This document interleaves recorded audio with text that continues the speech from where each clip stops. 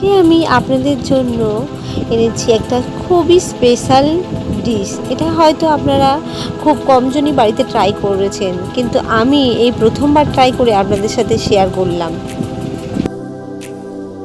এই ডিশ বানানোর জন্য যে যে উপকরণগুলো লেগেছে এটি হলো একটা পাকা পেঁপে, সামান্য চিনি, পরিমাণ মতো লবণ, এলাচ, তেজপাতা আর ড্রাই ফ্রুট।